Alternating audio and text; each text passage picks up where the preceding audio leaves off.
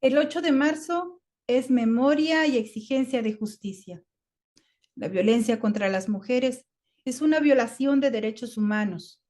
La corrupción debilita los mecanismos de protección y perpetúa la impunidad.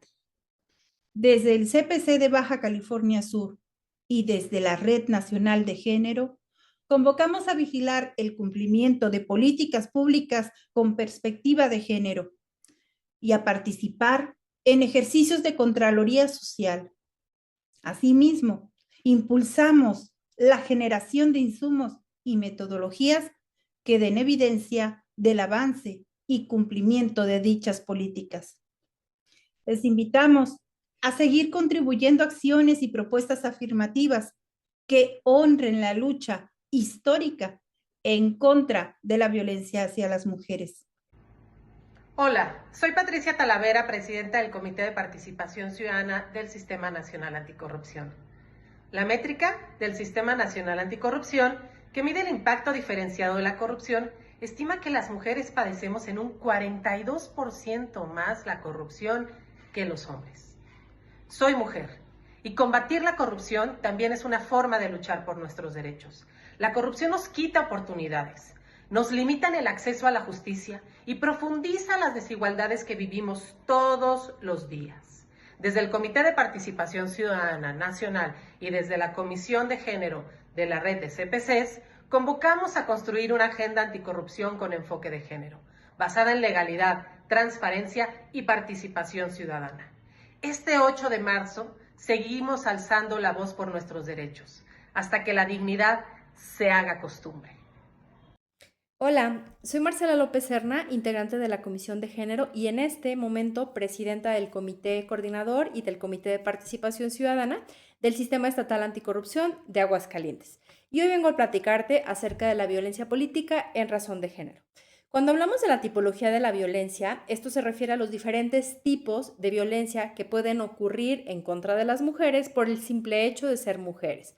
Específicamente cuando hablamos de la que ocurre en razón de género en materia política, se refiere a impedir que las mujeres u obstaculizar a través de diferentes elementos de violencia que una mujer tenga condiciones para poder disfrutar de sus derechos políticos y electorales. Esto es el ejercicio del sufragio o bien tener la posibilidad de ser votada, de llegar a algún escaño público o incluso también puede ocurrir que una vez que ya lo tiene, se le impida el ejercicio debido del encargo.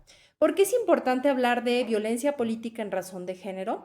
Pues tiene que ver con que nos ha costado muchísimo trabajo a las mujeres el poder acceder a este tipo de posibilidades, ya que la lucha de las convencionistas, que son los primeros antecedentes históricos de estas mujeres para poder acceder a los derechos políticos y electorales, deviene desde inicios del siglo pasado.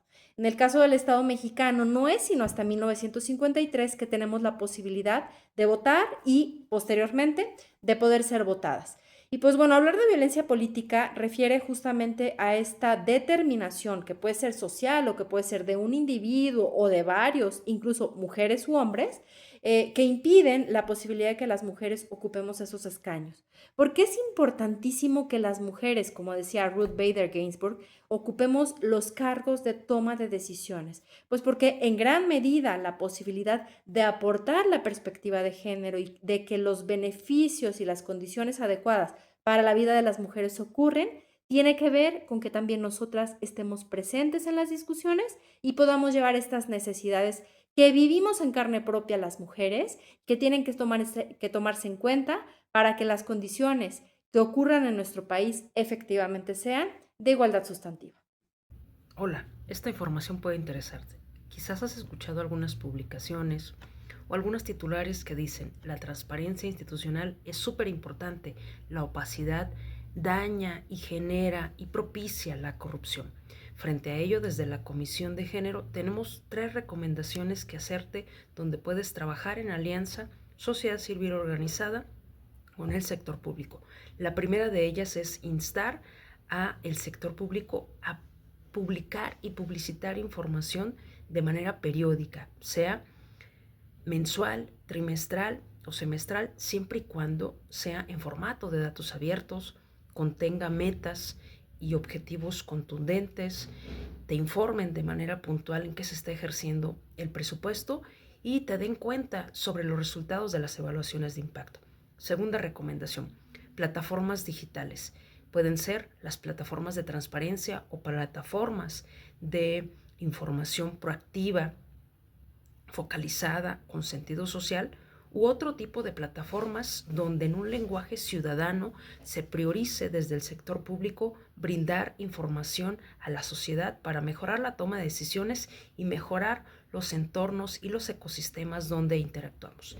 Tercera recomendación, que existan mecanismos que permitan a ti y a los tuyos verificar y acceder en tiempo real y cancelar, por supuesto, los datos personales que hubieras otorgado a las entidades públicas. Todas estas medidas, recuerda, tienen que estar en el marco de las leyes federales y locales de tu entidad federativa. Espero que esta información te sea de utilidad. Excelente tarde.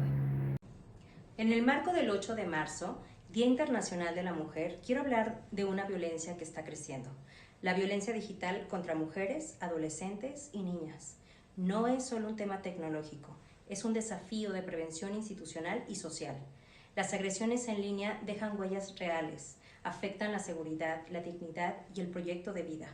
Por eso necesitamos fortalecer la educación digital, proteger adecuadamente los datos personales y asegurar que los recursos destinados a la prevención se ejerzan con transparencia y enfoque de género. La prevención requiere coordinación entre autoridades, escuelas, familias y sociedad.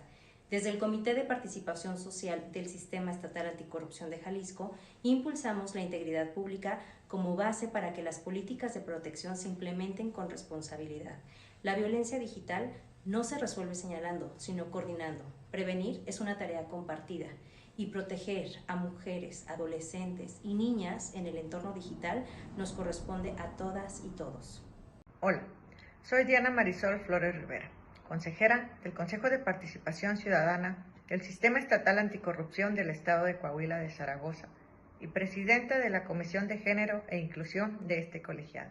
El día de hoy, dentro del marco del 8 de marzo, fecha en la que se conmemora el Día Internacional de la Mujer, quiero hablarte acerca de los derechos humanos, pero sobre todo sobre la obligación reforzada del Estado frente a estos. La obligación reforzada del Estado se refiere a un deber que va más allá de la simple asistencia o discrecionalidad administrativa. Significa que el Estado debe asegurar que los derechos de las personas, particularmente de niños, niñas, adolescentes y mujeres, sean ejercidos y protegidos de manera efectiva, independientemente de las circunstancias individuales o familiares de cada persona. Esto incluye la coordinación de todas las instituciones públicas para garantizar un Estado útil donde los derechos no sean solo teóricos, sino prácticos y accesibles. La obligación reforzada del Estado en derechos humanos exige medidas activas, especiales y diferenciadas para proteger a personas en situación de vulnerabilidad, garantizando no solo la no interferencia, sino la protección efectiva contra terceros y la eliminación de barreras estructurales. Implica un deber de prevención, investigación y reparación. Es un estándar superior de cuidado que el Estado debe aplicar hacia grupos históricamente discriminados o en mayor riesgo de violación de derechos. No es igualdad formal, sino igualdad sustantiva.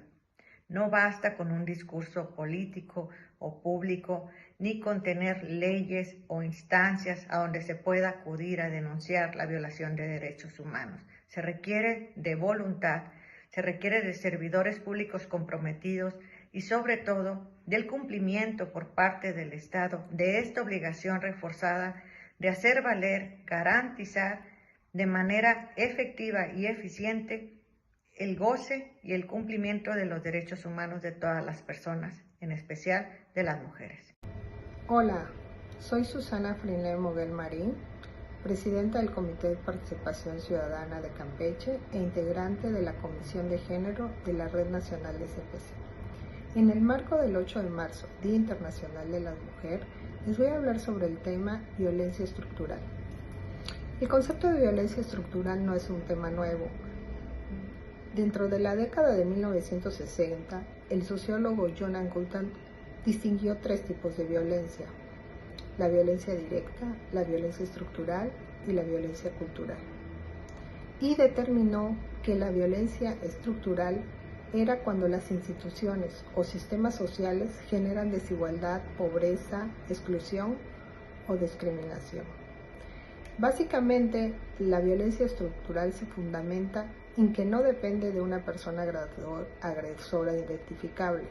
Está incrustada en las leyes, políticas públicas, prácticas institucionales y modelos económicos. También manifiesta la desigualdad de oportunidades y la falta de acceso a la salud, la educación, justicia y seguridad.